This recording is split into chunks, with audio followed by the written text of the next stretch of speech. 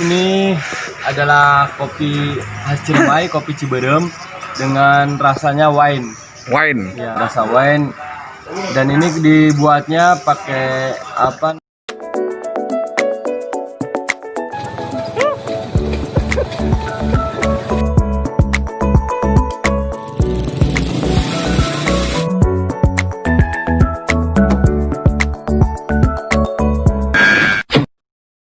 Dan ini dibuatnya pakai apa namanya P60 P60. 60. Dan ini yang keras, yang rasanya hard, jadi mantap sekali sih untuk teman-teman yang seneng kopi khususnya. Ini kopi recommended banget. Recommended banget ya.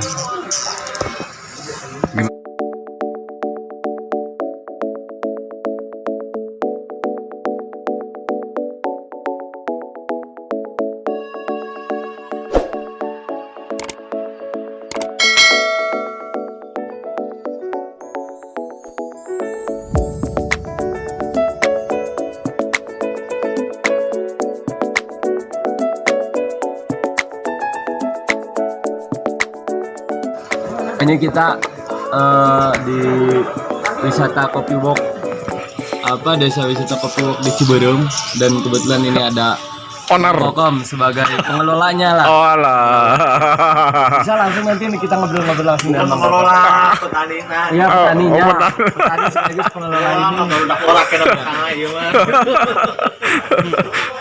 Mantap. Mantap. Selamat sore Pak Kokom. Kembali. Sehat ya? Alhamdulillah. Kopi Ciberem ini kan merupakan kopi khas Kuningan ya Pak. Sebelum jauh kita ke khas kopi Ciberem, alangkah baiknya mungkin kita bahas mengenai kopi Kuningan dulu Pak. Kira-kira ada berapa daerah mana aja yang memproses kopi gitu, atau petani kopi ada di mana aja sih kalau di Kuningan? Oke. Kuningan itu identik dengan luasan. Iya. Itu dengan jenis robusta. Robusta. Boleh dibilang sentralnya robusta atau Kuningan. Walaupun memang ada beberapa desa yang Arabica, mungkin kurang lebih 10% untuk Arabica. 10% dari Arabica. sekian top. Nah, berarti termasuk Ciberem juga robusta ya Pak? Robusta. Nah, mungkin untuk teman-teman yang belum tahu Pak, kita kasih informasi sedikit untuk teman-teman yang membedakan robusta dan arabica itu apa sih Pak? Kalau kita kan mungkin udah biasa tuh untuk teman-teman yang lain. Yang jelas kalau yang membedakan antara jenis robusta dan jenis arabica itu dari pohonnya aja udah ketahuan, pasti beda banget. Dengan jenis excelsa atau liberica pun sama, beda dari pohonnya. Nah, terus dari karakternya antara arabica dan robusta pun jelas beda banget. Biasanya yang robusta itu identik dengan bodinya yang nendang, jadi pelem apa istilahnya gitu, istilahnya punya rasa. Kuat. Tapi kalau arabica yang setahu Bapak ya identik dengan asam yang khusus dan aroma memang yang lebih identik seperti itu. Makanya kadang-kadang bagi anak-anak barista suka ada istilah blend juga untuk mencari rasa yang sakit lah. Untuk tanah Pak biasanya yang membedakan penanaman, apakah semua postur tanah itu bisa ditanam arabica atau robusta, atau ada perbedaan? Oh, robusta harus di ketinggian segini, arabica segini. Yang jelas kalau istilah di komoditi, mau komoditi apa saja, di pertanian ada istilah adaptabilitas. Jadi tidak semua komoditas itu bisa pas, bisa cocok di semua kondisi lingkungan. Termasuk kopi. Kopi pun sebenarnya ada makomnya untuk arabica dan ada makomnya untuk robusta. Jadi kalau untuk robusta biasanya kisaran MDPL-nya tuh di bawah 600 ke bawah. 600 itu pada umumnya seperti itu. Itu robusta. Tapi kalau arabica itu makomnya di atas, plafonnya 900 lah, boleh 900 ke atas. Masuk arabica. Yang membedakan Pak, yang membedakan robusta dengan robusta Ciberem dengan robusta yang daerah lain lah. Kira-kira menurut Bapak sebagai petani apa nih Pak? Kalau kita mengambil istilahnya referensi dari berbagai pihak, di kopi itu ada istilah yang namanya single original, Original. single palmer, single varietas atau klon. Ya. Makanya unik kopi sebenarnya gitu. Apalagi sifat kopi itu hidroskopis gitu, jadi bisa menyerap rasa dan aroma dari budidaya. Tapi walaupun memang masih simpang siur, tapi ada yang mengiyakan, ada yang tidak. Yang jelas bagi Bapak mengiyakan, karena Bapak langsung terjun jadi petaninya juga gitu. Nah, jadi kopi itu dipengaruhi oleh indikator geografis. Makanya ada lembaga MPIG-nya di kopi itu, Lembaga Masyarakat Perlindungan Indikator Geografis. Walaupun satu jenis, satu klon ditanam di beda daerah, walaupun dengan petik yang sama, panen yang sama, proses yang sama, sampai seluruh yang sama, tetap punya karakter yang berbeda. Itu yang dinamakan pengaruh single origin. Untuk apa namanya itu jenis-jenis kopi robusta yang ada di Ciberem ini apa aja Pak? Kalau kopi tadi dikatakan Bapak jenisnya Oh iya, hanya robusta, Arabica, Liberica, dan Excelsa. Tapi kalau kita ambil untuk robusta ada diistilahkan dengan klon. Iya, Tapi iya. kalau untuk Arabica diistilahkan dengan varietas. Oh iya. Klon robusta Iyalah. juga macam-macam sebenarnya. Cuma Bapak memang tidak begitu paham karena kenapa? Di Ciberem itu kalau ditanya klon apa Pak Pong atau varietas apa Pak Pong, bingung jawabnya karena kenapa?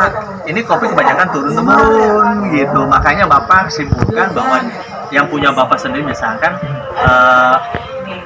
namanya varian klon. Jadi berbagai macam klon. Walaupun memang ada sekarang petani udah mulai menyambung sistem grafting gitu. Tapi dia sendiri sebenarnya klon apa yang dia sambung? Sebenarnya tidak begitu, cuma ada bahasa lokalnya katanya klon Garuda seperti itu. Tapi pada prinsipnya petani cari entres, cari bibit yang dianggap pohonnya dan buahnya bagus, itu dijadikan entres. Dia tidak pernah tahu sebenarnya klon apa, varietas apa. Kebanyakan walaupun secara lokal ada diistilahkan dinamai klon ganda. Ini kalau mengenai tadi saya lihat di sini ada masuknya ke rasa atau apa yang wine, honey dan natural itu rasa atau cita rasa atau apa gitu itu termasuknya? Yang jelas proses kopi pada umumnya ada yang diistilahkan proses natural, ada proses honey, ada proses prewos, ada proses wine. Menurut Bapak, dan ini kalangan para praktisi kopi, para barista, setiap prosesnya boleh dikatakan itu punya karakter yang berbeda. Walaupun mungkin bagi orang yang tidak peka terhadap cita rasa mungkin dianggap sama saja gitu. Walaupun Bapak sendiri sebenarnya yang baru bisa membedakan ya wine sama yang lainnya, itu pasti beda. Beda banget sih ini wine, mantap sih Pak. Ada ini nggak Pak? Maksudnya bicara kopi kan orang banyak keluhan biasanya. Kalau bicara mungkin khasiat lah kalau ini khasiat kan kopi Ciberem ini ada yang kan nih dengan kopi ada khasiat khusus atau apa? Sebenarnya kalau memang untuk bahasa khasiat di kopi, memang kalau secara lab Bapak tidak pernah pakai kopi. Cuma pandangan umum bahwa kopi itu punya manfaat, punya khasiat. Misalkan salah satu untuk bisa menurunkan resiko diabetes katanya. Terus bisa juga memperlancar metabolisme tubuh katanya seperti itu. Atau bisa meningkatkan stamina tubuh juga. Dan berbagai pandangan dari yang lain juga sama bagus katanya. Tapi syarat tetap kopi yang dipandang punya manfaat seperti tadi, dan kopi yang diperlakukan dari hulu sampai hilir dengan benar-benar bagus. Kira-kira Pak untuk panen itu dalam setahun berapa kali Pak musim panennya? Kalau kopi itu sebenarnya tanaman tahunan musimnya. Jadi 1 tahun sekali, dia berbuah 1 tahun sekali. Cuma masa panen kurang lebih 3 bulanan relatif sama. Iya. Jadi tidak sekaligus habis gitu dalam masa 3 bulan. Jadi bertahap gitu diambil. Apalagi misalkan kalau Bapak sendiri kan khusus petik merah. Jadi tetap diambil yang merah-merahnya dulu gitu. Pasti itu kan bertahap kan berapa bulan. Itu sih menarik. Nanti Dan ini saya melihat lokasi di sini kan seperti ya wisata kopi ya Pak. Minta dijelaskan sedikit ini tuh wisata apa sih Pak? Sebenarnya teman-teman ini. Di Desa Ciberem ini dikatakan desa wisata kopi itu memang kebetulan ada program PSBI, program sosial Bank Indonesia. Bank Indonesia. Bank Indonesia itu tuh mengangkat di Ciberem tuh ada potensi yang perlu dikembangkan, yang satu ada kopi dan ada juga yang perlu dibenahi yaitu sampah. Makanya juga ada pengolahan sampah seperti itu. Nah kalau kopi misalnya dikembangkan, kalau nanti ke depan makin booming, makin banyak peminat, Bapak yakin para petani pun nanti terangkat. Ya. Tapi syaratnya tetap kopi yang pengakuannya dari hilir yang bagus. Karena kenapa? Kalau kopi asalan agak relatif gimana ya? Kita tidak punya nilai tawar. Gitu. Mungkin untuk teman-teman para pecinta kopi Pak ya, ini banyak lah apa namanya itu kopi-kopi dari daerah lain. Seberapa optimis Bapak gitu? Kopi Ciberem ini bisa bersaing dengan kopi-kopi yang lain. Kan kembali ke tadi ke pertanyaan yang pertama, bahwa kopi itu dipengaruhi oleh single origin, single varietas atau clone, single farmer. Jadi Bapak walaupun sekarang lagi booming di mana-mana kopi, tapi sebenarnya punya khas masing-masing tiap daerahnya. Walaupun misalkan satu desa Ciberem belum tentu yang kebun Bapak dengan kebun yang petani yang lain sama belum tentu. Makanya Bapak kadang-kadang suka istilahnya dikasih kode di dalam green bin. Ini dari kebun Pak Anu, anggap kopinya fisiknya seperti ini.